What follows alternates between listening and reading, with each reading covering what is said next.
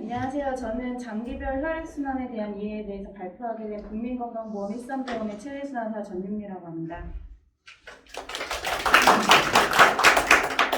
제가 오늘 설명드릴 부분입니다. 이거는 애기 동화책에 있는, 애기 책에 있는 건데요.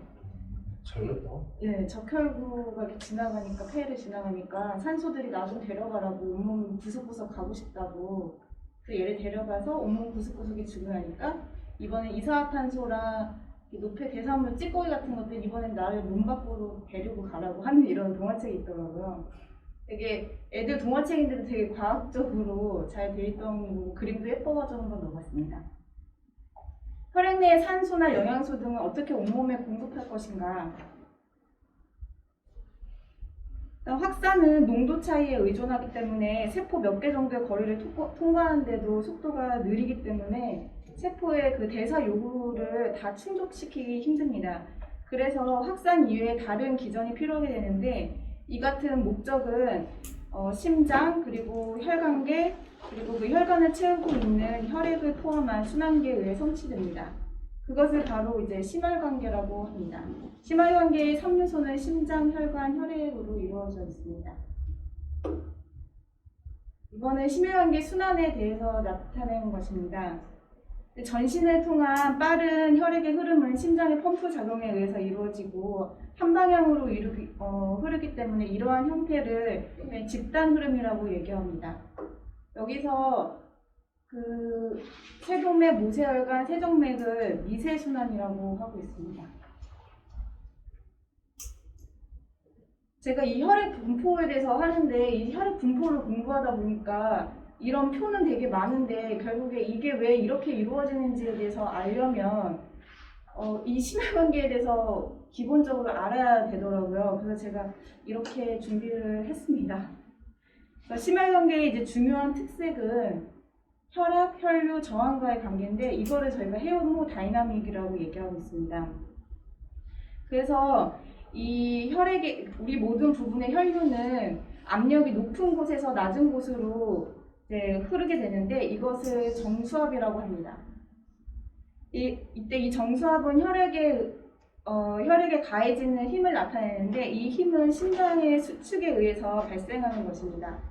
하지만 이 혈류량을 결정하는 것은 심혈관계 어느 지점에서의 절대적인 압력이 아니고 지점들 간의 압력 차이에 의해서 이루어지게 됩니다.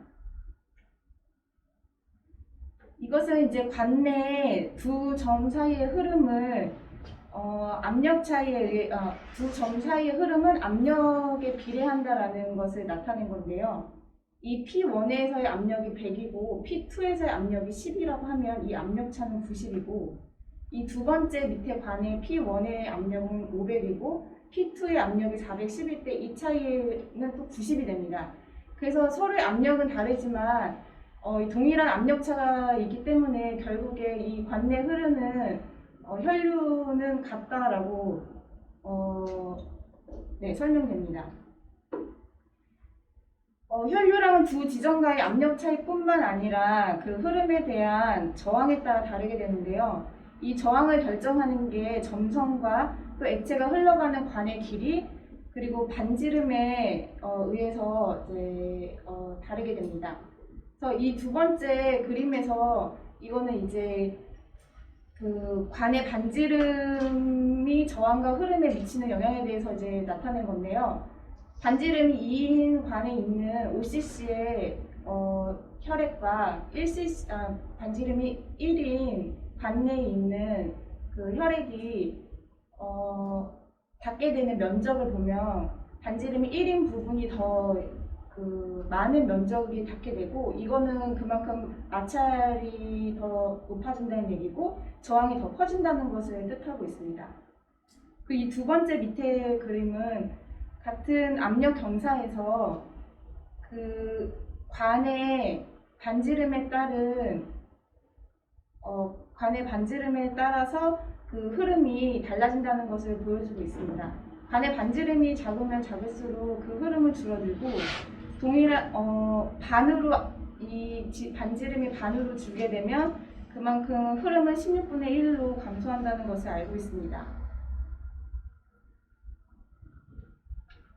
그래서 저항은 액체의 점성과 간의 길이에 비례하고 반지름의 4승에 반비례한다라고 나타나고 있고, 심혈관계 궁극적인 기능은 이러한 요소들을 조절해서 여러 기관의 모세혈관을 통해 적절한 혈액의 흐름이 이루어지도록 하는 것입니다. 순환계의 세 가지 요소는 심장, 혈관, 혈액이라고 말씀드렸는데요. 그 중에부터 먼저 혈액에 대해서 말씀을 드리면, 혈액은 액체 상태인 플라즈마 혈장과 그 다음에 혈액 세포로 구성되어 있습니다. 이 플라즈마는 단백질과 영양소, 그 밖에 노폐물, 다른 운반중인 분자들이 다 용해되어 있고, 이 혈액 세포는 적혈구, 백혈구, 혈소판으로 이루어져 있고, 그 중에서 이 적혈구는 산소를 운반하는 적혈구가 90% 이상을 차지하고 있습니다. 순환계의 세 가지 요소 중에 심장인데요. 그중 심장은 수축과 이완의 반복으로 심장 주기가 반복돼서 이루어지고 있습니다. 심장에는 교감신경과 부교감신경 섬유가 풍부하게 공급돼서 신경에 감응하여 반응하게 되고, 심근에 혈액을 공급하는 혈관을 동맥을 관상동맥이라고 합니다. 이 오른쪽 그림은 전체 심혈관 시스템을 통한 혈액의 경로에 대해서 나온 것이고, 이 분홍색이 이제 심장 안에서의 흐름이고, 이 위에가 폐순환, 밑에가 체순환에 대해서 나타나는 것입니다.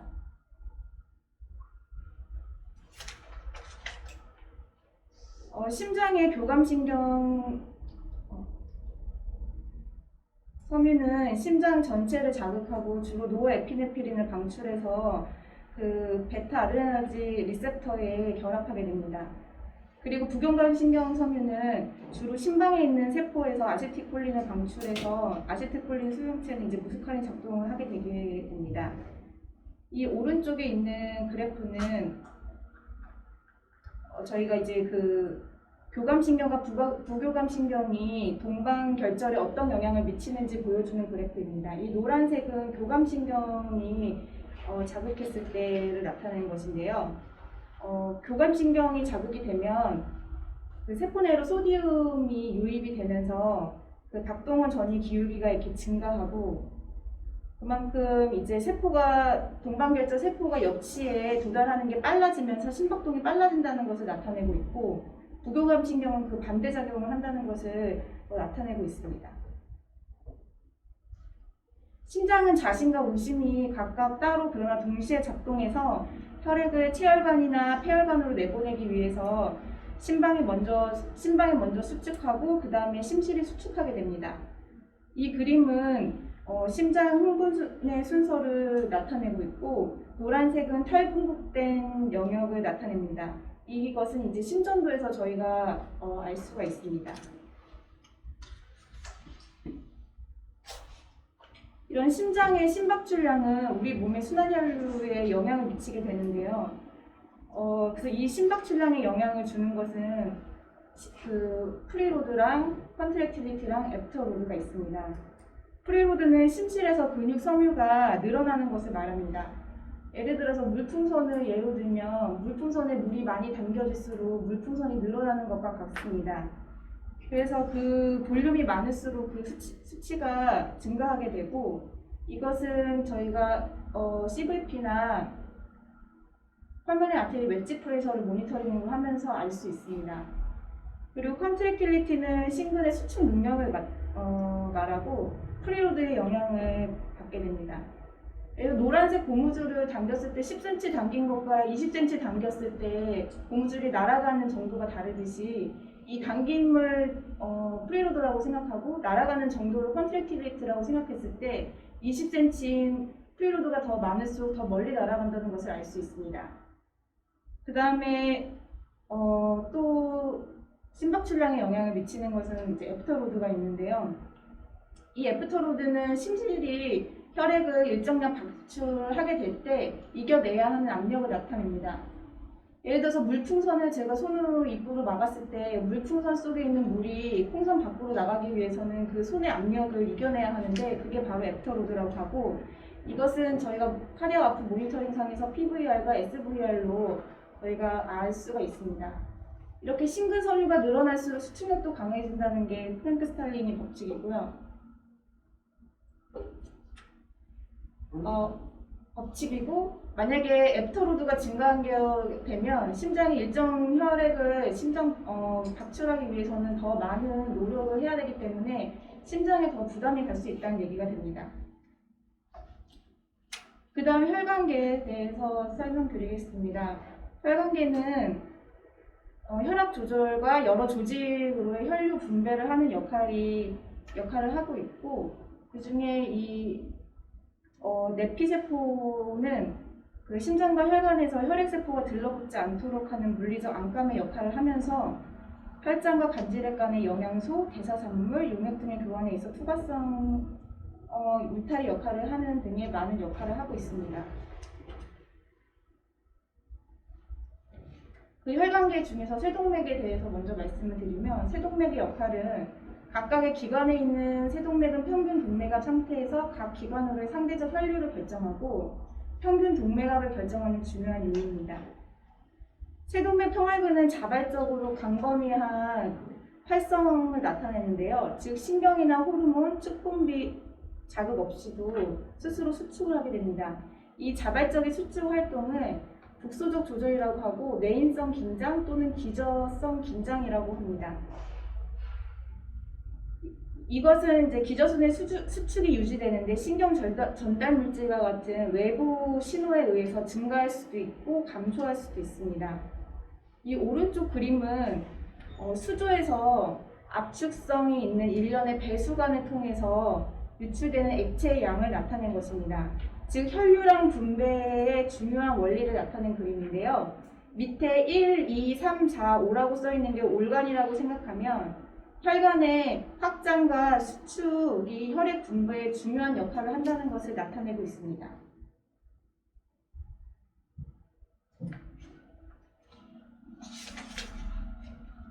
이 국소적 조절은 신경이나 호르몬의 자극 없이 기관과 조직이 자신의 세동맥의 저항을 변화시켜서 혈류량을 자가 조절한다는 거라고 앞에서 설명드렸는데요.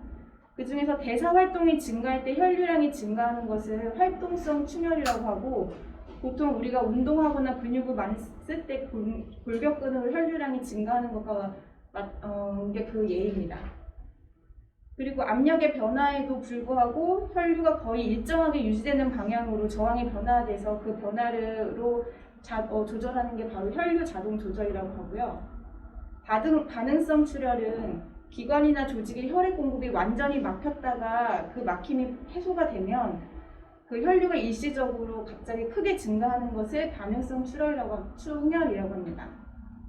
그리고 이 상처에 의한 국소적 반응은 조직 손상은 이제 다양한 물질을 세포로부터 국소적으로 분비하게 되는데, 이 물질은 그 세동맥 평활근을 이완시켜서 혈관 확장을 하는 그런 역할을 하게 됩니다. 그 밖에 교감신경이나 부교감신경, 비콜린성, 비아드레날성, 자율신경, 그리고 호르몬이 영향을 미치고 있습니다.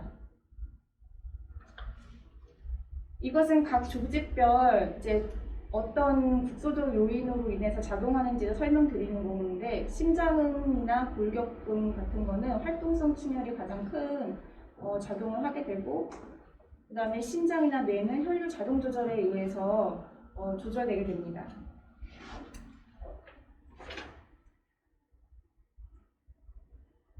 그 다음 모세혈관에 대해 설명드리겠습니다. 순환 중인 혈액의 5%가 모세혈관으로 흐르는데 퍼센트는 5%밖에 안 되지만 영양분이나 대사, 체종산물 및 세포 분비물 교환에 이 5%가 굉장히 중요한 역할을 하게 됩니다.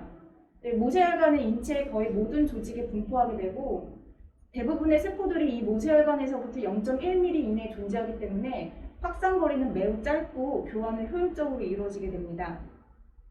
그래서 모세혈관에 혈액을 공급하는 새 동맥의 혈관 확장은 모세혈관의 혈류량을 증가시키는 반면에 세동맥 혈관 수축은 모세혈관 혈류량을 감소시키게 됩니다.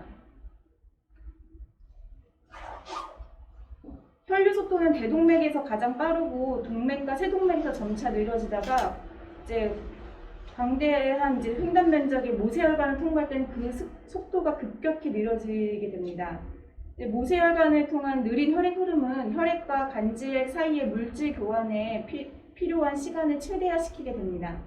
이 그래프는 모세혈관은 단면적은 가장 넓고, 그다음에 혈류 속도는 가장 느리다는 것을 나타내고 있습니다. 그렇기 때문에 물질 교환에 유리하게 됩니다. 모세혈관을 통한 확산에 대해서 설명을 드리겠습니다. 아까 말씀드린 것처럼 모세혈관을 통한 극도의 느린 혈류는 모세혈관 벽을 관통하는 물질의 교환의 최대 시간을 제공하게 됩니다.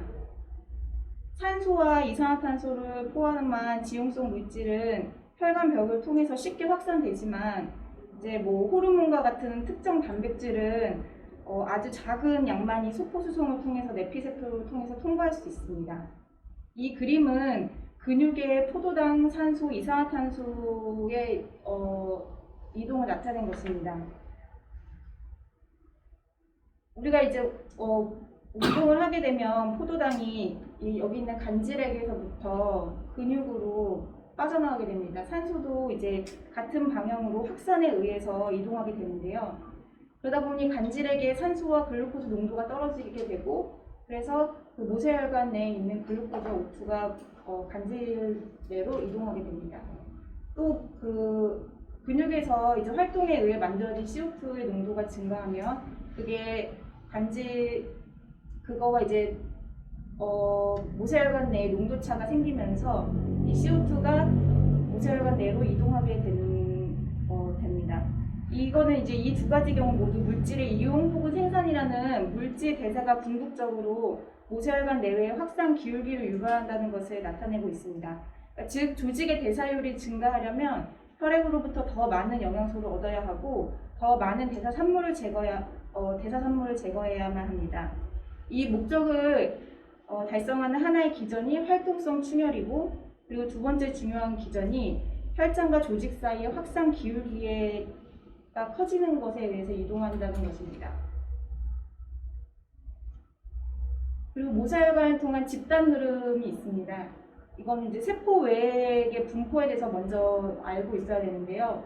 세포 외액은 혈장과 간질액으로 구성되어 있고, 간질액이 보통 혈장보다 4배 정도 더 많습니다.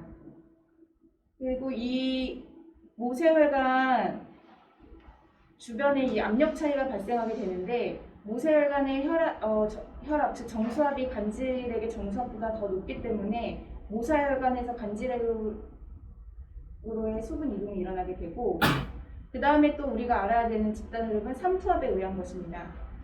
이것은 단백질과도 관련이 있는데 용질의 농도 차에 의해서 이동하게 되는 겁니다. 그래서 삼투압은 용질의 농도가 낮은 곳에서 높은 쪽으로 용매, 물이 이동하는 것을 나타내고 있습니다. 그래서 용매의 농도가 근데 이 물의 삼투 흐름은 막을 지날 수 있는 용질을 함께 끌고 이동하게 됩니다. 그래서 예를 들어 소디움이나 클로라이드, 포타슘 같은 거는 확산이 굉장히 쉽기 때문에 결국 이 두 군데의 농도 차이는 같게 유지되어 있지만, 단백질 같은 경우는 거의 빠져나갈 수 없기 때문에 만약에 뭔가의 문제로 인해서 단백질 농도가 떨어지거나 아니면 염증 반응에 의해서 그 단백질이 이런 간질강내로 빠져나가게 되면 그 삼투압이 변하게 되면서 그 모세혈관 내의 수분이 간질강내로 빠져나가게 됩니다. 그러면서 간질액의 양은 증가하게 되고, 그다음에 혈장의 양은 줄어들면서 부종이 생기게 됩니다.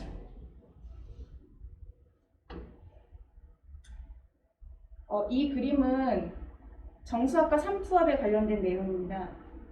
그 모세혈관 내에서 밖으로 여과되는 간질액 쪽으로 밀어내는 정수압을 양이라고 정수압과 삼투압을 밀어내는 힘을 양의 숫자라고 생각하면, 그 간질강 내에서 모세혈관으로 들어가려고 하는 정수압과 그 다음에 삼투압을 음이라고 생각했을 때 그걸 다 합한 값을 나타낸 건데요. 그 밀어내는 모세혈관에서 간질강내로 밀어내는 정수압을 35, 삼투압을 3으로 했을 때 35에서 3, 그리고 정수압 간질강내에서 이쪽으로 들어오려는 마이너스 힘을 0, 28로 했을 때 그 차이가 10의 압력이 생기게 됩니다. 아테리에서 그렇게 되고, 그럼 비너스에서는 아테리에서 비너스를 지나면서 그 압력이 굉장히 감소하기 때문에 혈관 내 정수압은 15 정도밖에 안 되고 삼투압은 같게 되고, 그래서 15와 3을 더했을 때 삼투압 반대로 간지각내에서 들어오는 그 압력은 똑같기 때문에 28 하면 결국 10 똑같은 마이너스 10이 되기 때문에 같다라는 것을 알 수 있는데요. 하지만 실제는 신체의 모든 모세혈관을 전부 계산하면 유출압이 유입압보다 약간 크기 때문에 결국 대략 4리터 정도의 순 여과가 더 일어나게 됩니다. 그러면은 그 간지각내로 4리터 정도가 더 많이 빠져나가게 된다는 얘기인데요. 그래서 그러면 그것은 어떻게 되고 그 4리터가 몸 혈관 내에서 빠져나간 것은 어떻게 되느냐? 이거는 림프계에 의해서 결국 회수가 되게 됩니다. 그래서 만약 신부전 있는 환자의 경우에는 그 신부전 환자의 경우에 정맥압이 증가가 되기 때문에 모세혈관의 혈액이 증가하고 정수압이 증가하고 과량의 여과가 일어나게 됩니다. 그러니까 간지각내로 물이 많이 빠져나가게 돼서 문제가 생기게 되고, 그리고 손상에 반응해서 분비되는 뭐 어딘가 다치거나 발목이나 이렇게 다쳤을 때는 그 히스타민이나 다른 화학인자들이 소동맥을 확장하기 때문에 모세혈관의 여과를 또 증가시키면서 부종이 일어나게 됩니다. 그리고 그 혈관 내에 단백질 농도가 줄어들게 되는 뭐 간질환 환자나 아니면 심장 질환이나 단백질 영양실조에 있는 환자 같은 경우에는 삼투압의 변화에 의해서 결국에는 간지각내로 수분이 빠져나가게 되면서 배가 불룩하게 나온다든가 하는 부종이 일어나게 됩니다. 그 다음에 혈관계의 정맥에 대해서 설명드리겠습니다. 정맥압의 결정 요인은 혈액의 양과 정맥벽의 신전성에 의해서 결정되고, 교감신경이나 호르몬, 혈관 확장 인자들, 혈관 수축 인자들에 반응하게 됩니다. 그래서 그 정맥의 지름은 혈류량에 반응해서 반사적으로 변해서 말초 정맥을 유지하고 심장으로 돌아가게 되는데, 그래봤자 압력이 10에서 15 정도밖에 안 됩니다. 하지만 아래의 압력은 거의 0에 가깝기 때문에 그거의 그 낮은 압력으로도 심장으로 돌아가게 되는 겁니다. 그리고 그 정맥벽은 동맥의 벽보다 얇고 심전성이 크기 때문에 많은 약의 혈액을 수용하면서도 내부 압력은 상대적으로 조금밖에 증가를 하지 않게 됩니다.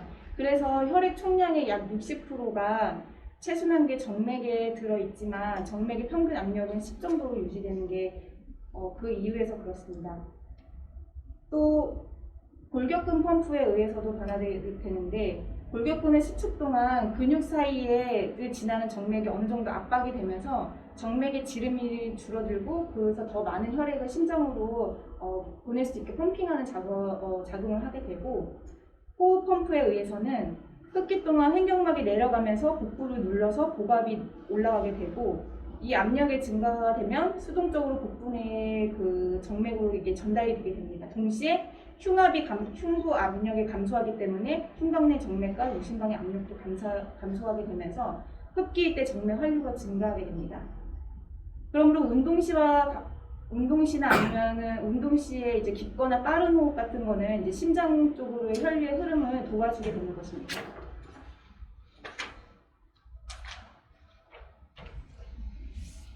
아까 말씀드린 것처럼 모세혈관 밖으로 여과되는 혈장량이 흡수되는 양보다 대략 매일 4리터 정도가 많게 되는데, 이 4리터는 이 림프계를 통해서 회수되게 됩니다. 이 과정에서 모세혈관에서 삼출돼서 간질액으로 나간 소량의 단백질 또한 심혈관계로 되돌아가게 되는 것입니다. 그래서 제가 이걸 공부하면서 그래서 이걸 CPB와 적용을 시켜서 제 혼자 고민을 해봤습니다.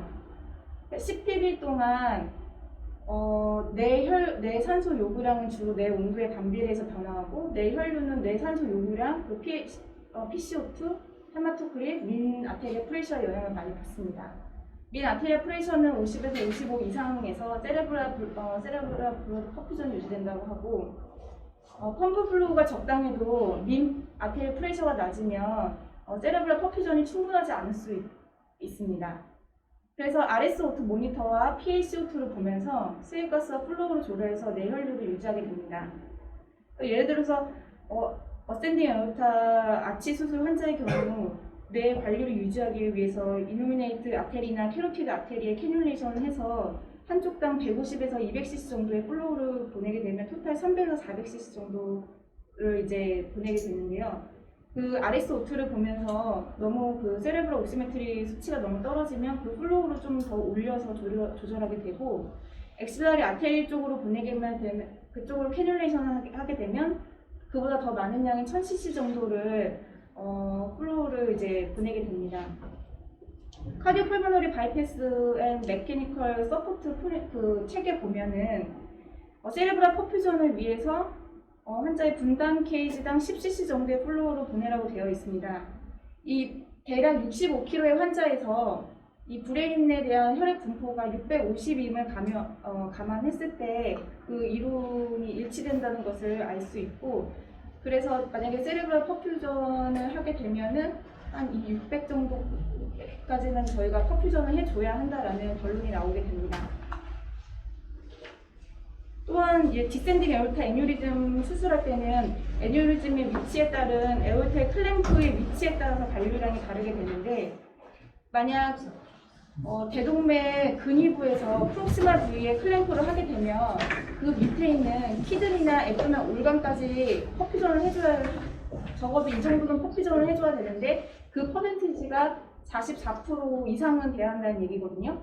그러면은 보통 저희가 그 근위부에서 클램프를 하게 되면 이 환자의 토탈 5,000 플로우에서 3분의 2에서 2분의 1의 플로우를 유지하게 되는데, 결국 50% 이상의 플로우를 유지하게 된다고 했을 때 이 올간에 있는 이 체외 분포량과 했을 때도 그 이론이 좀 이해가 되고요.